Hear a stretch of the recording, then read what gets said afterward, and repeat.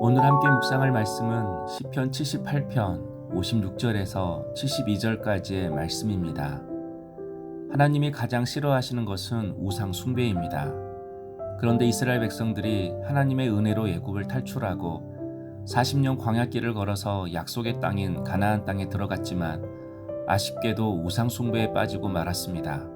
58절 자기 산당들로 그의 노여움을 일으키며 그들의 조각한 우상들로 그를 진노하게 하였음에 하나님의 은혜를 망각하고 은혜 주신 하나님을 멸시하고 대적하기를 반복하면 자연스럽게 하나님 대신 다른 신을 찾고 그 신을 하나님처럼 모시게 됩니다. 그래서 우상 숭배가 바로 모든 불순종의 결정판인 것입니다. 하지만 우상 숭배는 하나님의 노여움을 사는 일입니다. 하나님의 진노와 징계를 불러일으키는 일입니다. 60절 사람 가운데 세우신 장막 곧 실로의 성막을 떠나시고 하나님의 가장 큰 징계는 다른 것이 아닙니다. 하나님께서 떠나시는 것입니다. 하나님과의 관계가 깨어져서 멀어지는 것입니다. 그러면 그때부터 우리 삶에 가시덤불과 엉겅퀴가 생깁니다. 남극과 북극처럼 태양과 멀어질수록 춥고 모든 것이 얼어붙듯이 우리 삶도 하나님과 멀어지는 순간부터 인생의 한파가 찾아옵니다. 그리고 하나님과 멀어지는 삶의 결과는 바로 고통과 죽음입니다. 61절 그가 그의 능력을 포로에게 넘겨주시며 그의 영광을 대적의 손에 붙이시고 하나님이 아닌 다른 우상들을 의지했던 이스라엘 백성들에게 결국 큰 징계가 내려졌습니다. 전쟁으로 인해 수많은 사람들이 고통을 당하고 포로가 되어 끌려갔습니다. 이처럼 하나님과의 관계가 끊어지는 것은 마치 땅에서 뿌리가 뽑힌 꽃과 나무와 같습니다.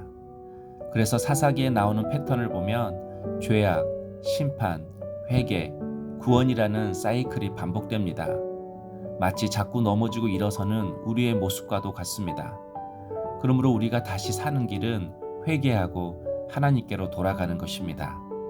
67절, 68절 또 요셉의 장막을 버리시며 에브라임 지파를 택하지 아니하시고 오직 유다 지파와 그가 사랑하시는 시온산을 택하시며 이스라엘 백성들은 사무엘이 사사로 있을 때 왕을 요구했습니다.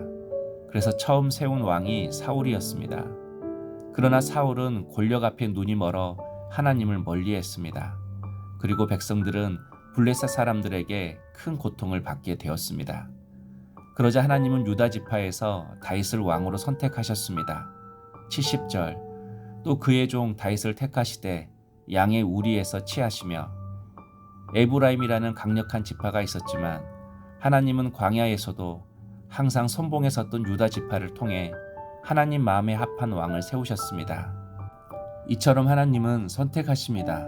그리고 그 선택의 기준은 하나님께 있습니다. 그런데 오늘 말씀을 통해서 하나님은 어떤 사람을 선택하시고 부르셔서 하나님의 뜻에 맞게 사용하시는지를 알 수 있습니다. 71절 전양을 지키는 중에서 그들을 이끌어내사 그의 백성인 야곱 그의 소유인 이스라엘을 기르게 하셨더니 다윗은 자신에게 맡겨진 양을 잘 인도했다고 합니다. 어디가 가장 좋은 목초지인지 어떻게 하면 가장 좋은 꼴을 먹일 수 있고 물을 마시게 할 수 있는지 항상 고민하고 그리로 양들을 인도했습니다. 그리고 생명을 걸고 양들을 맹수들에게서 지켜냈습니다. 이처럼 다윗은 자기 자신만을 위해 살지 않았습니다. 그리고 자신에게 주어진 일상의 삶을 누가 보든 안 보든 성실하게 들판에서 살아냈습니다. 그래서 72절 이에 그가 그들을 자기 마음의 완전함으로 기르고 그의 손의 능숙함으로 그들을 지도하였도다. 다윗은 자기 마음의 완전함과 그의 손의 능숙함으로 그들을 지도했다고 말씀합니다. 다윗이 마치 양을 치듯이 백성들을 인도했다는 것입니다. 이처럼 하나님은 대단한 일을 하는 사람을 쓰시지 않습니다. 이름도 없이 빛도 없이 혼자 들판에서 작은 일도 죽게 하듯 성실하게 감당하는 자를 쓰십니다.